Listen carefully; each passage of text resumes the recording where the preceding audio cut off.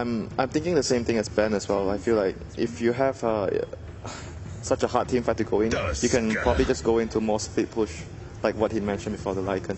I think the toss here would actually mean that it's probably going to be a toss plus Darkseid, I feel, the double Iron Shell Snowball.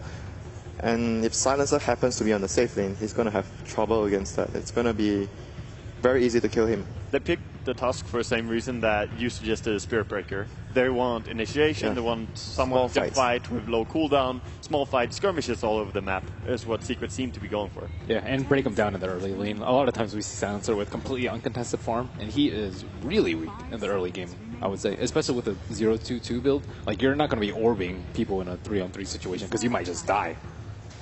Nahaz isn't here, so I will bring a stat. This is one of the questions that I didn't get a chance to ask.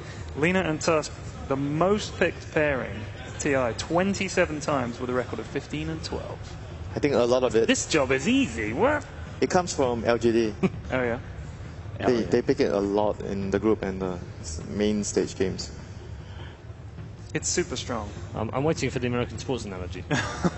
If you think about football, XXX, something about football. That's Nahaz. That's as good as I can do. Sorry, Nahaz. I'll practice it. At least you didn't call it American football. What did I call it? You called it just regular football. Well, he wouldn't call it American football. I don't think I've ever met an American that calls football American football, but they should. Because we all know what real football is, Paul, right? This end of the desk? Absolutely. Yeah. Yes, absolutely. Although I have to say I kind of like the NFL. Don't bail on it. Back me up. Sorry. He wants to get away from here alive. That's why. Ah, the Magnus. Oh, man. So they have the RP and the Song combination now, and if Rubik gets a good AoE steal as well, they can pull some nice combos here. It's only the 7th pick. It's TI5 for Magnus. It also suggests that there's going to be a melee carry coming out from Virtus.pro. If we assume it's going to be a support Naga and Rubik, then they're still looking for one carry or a mid laner. If I think carry is much more possible for melee hero to come out right now, I feel. Sven? Could be Sven, maybe? Slot. We've seen Slot today. Slot is really good with Magnus, and if you look at their lineup... Medusa, man. Medusa. And I mean, Illidan loves to play Slark, and with Empower, you can make so much happen. You can farm faster and get your item progression, and when Slark gets a few items, he just demolishes teams. Yeah, and you usually say that Slark is weak against a lot of AoE, but this game they have Silencer, so when he goes in, he has that backup. Yeah, he can bail him out. So he doesn't have to worry, he can play very aggressive and just go in with the global silence, helping him out all the time. That's some like dirty team fights if you think about it. If they pick Slark, they have the Song, the Silence, and then you have the Slark ulti as well. He would be so hard to bring down. All right. That's really difficult for VP to deal with, because she doesn't get affected really by global at all. She can just kill you through it easily. She is great against every single hero that's picked on Virtus.pro. Best one is like Rubik. You can stop her a little bit. 20th time of picking at TI5, and so far with a 63.2% win rate. Not bad. Impressive hero, would you say? Well, a small sample size. I mean, it takes the player, right? So do you go for a melee carry now, or do you dump Silencer in the safe lane and go for something that can actually counter TA? Because Silencer does... We've seen it, I think actually VP plays Silencer versus TA. It was like okay, but Sumil ended up destroying them at the end. So I don't know how willing they are to put that matchup in the mid. I mean, Silencer is not terrible against TA mid. You can definitely play that if you want. Oh! Come on, guys. Come on. Come on. The what? Illidan. We have another maximum respect. A first-time pick at TI5 as well. That's another one. 2 games in a row now. The pool is shrinking. There are only 19 heroes left in the pool that have not played at least one game. You guys didn't even let me talk about it. Shame on you. We'll get more afterwards. I'll high-five you in the break. Let's head down to the commentary team. The game number 1. That's right, another elimination match on our hands. Virtus.pro facing up against Team Secret, who are supposed to be the favorites of this tournament, are now seeing their tournament lives on hand against VP. Blitz, you had a lot to say about this draft, starting off with the Lina carry. You had this one from the get-go. In the first 1-2, you said this is either a Lina support or a Lina safe lane farmer. Why is that? Sorry, I saw some time. Don't get distracted by the memes. It's all good, dude. All right, so I think part of what makes Lina such a strong opener instead of Queen of Pain is that you can run her in pretty much any lane. Like, you can run her as a carry, a support. I think it's just one of the most safe openers that you can go for. And I feel like S4 was going to play it almost guaranteed just because once the Queen of Pain is banned, I feel like those are the two heroes that he's most comfortable with at this point. Playing the Queen of Pain in the carry role, playing the Lina. They just want him to play the playmaker role more than the actual one-position hard carry like Arteezy will play. Like, even though Arteezy's in this mid lane, he's the true carry.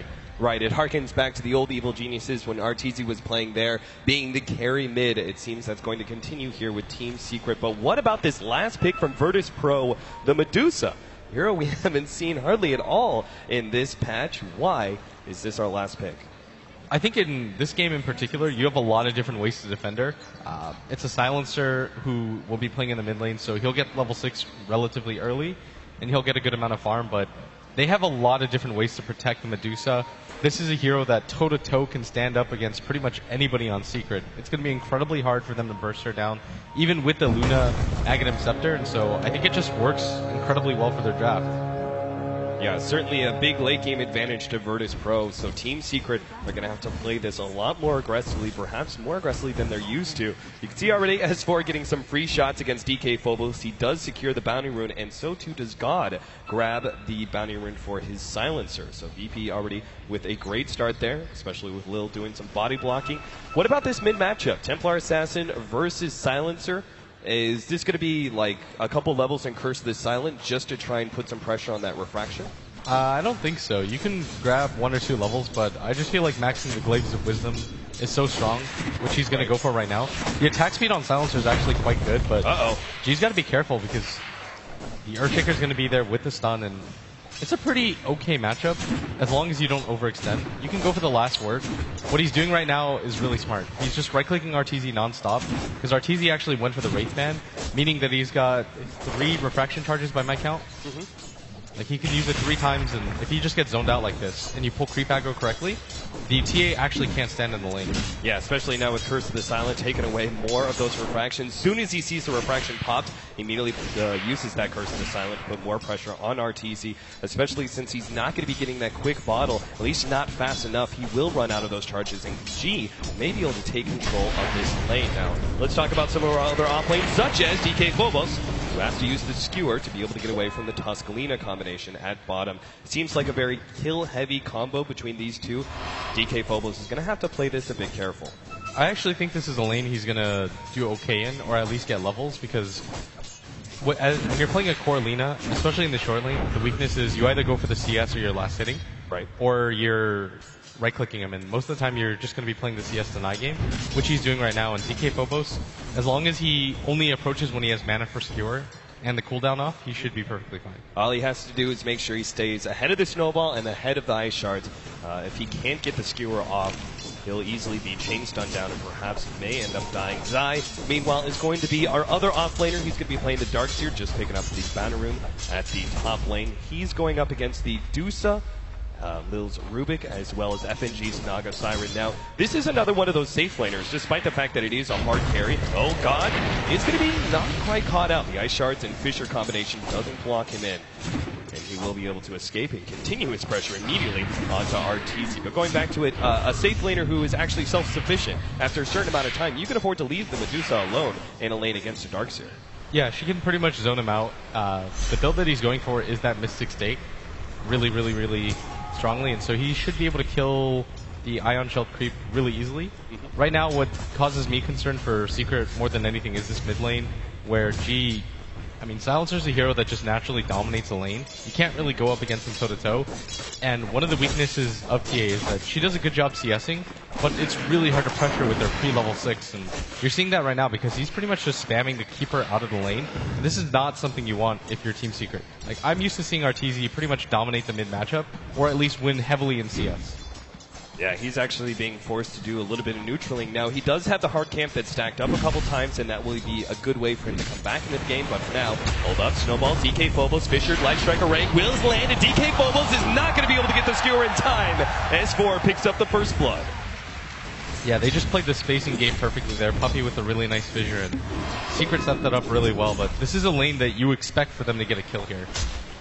Yeah, absolutely. DK Phobos, as you said, should be able to get a decent amount of experience and maybe even some CS via the Shockwave, but it's just the triple stun lane that's tough for any offlaner. RTZ now comes back with full HP, full mana, and then is immediately rebuffed by G. Already brought down to below half HP and is rapidly running out of tangos. Yeah, and this is no longer a matchup, I think, where they can gank for him anymore, or it doesn't really matter if they gank him because he has boots. This is going to be incredibly hard to kill him, and they might actually just make an attempt for him here mid. Yeah, slowing him down. Levels of the last word. This might actually just kill him. One more hit. Yeah, they're going to slow him down with the last word. A couple more right clicks. G, it is nighttime, making it a lot harder. He's going to live with 49 HP. Now G, he's in some serious trouble. Kuro actually picks up some illusions. G turns around trying to go for RTZ, but he pops a refraction, and G will end up going down. Silencer just getting a bit too aggressive, searching for that kill on Artur. It would have been a big boon for VP's laning phase if they'd gotten that kill, but the result is Secret are able to sneak in with their supports and get the counter kill. I think in some ways that just goes to show how much respect they have for RTZ, because that dive was probably not going to be successful in any case. Right. You can dance around the tree line at nighttime. The Silencer doesn't have the best way to spot you. Both of his spells were on CD. But he dove it so hard because there was a chance at killing him. And the TP support is there. Enough people come in and they were able to kill him. But this is still a lane that G is doing fine in. The TA isn't dominating. And she struggled pretty hard. She still doesn't have boots yet. Fully completes the Magic Wand before anything. And this is going to be a really crucial stack for her. Because this should be her level 6, and from here on out, you can finally see TA start to pressure the Silencer. Yeah, finally with being able to have the traps, you have kill potential solo against the Silencer. Just lay down 1 or 2 traps. This, of course, means it's a little bit important for VP to either always have a support behind G, or even laying down an early counter ward, just to make sure the middle lane is cleared of those pesky traps. But while RTZ is farming up that hard camp, we've got Kuro, who's now going to take over the middle lane, getting that free experience. And our Magnus, DK Phobos, is actually just now heading back to lane. Comparing him as well as the offlaner Zai, he's level 4 and Zai is only level 3. Even when VP have rotated their supports into the middle lane, Zai is still not catching up to the Magnus. It's just one of those lanes where he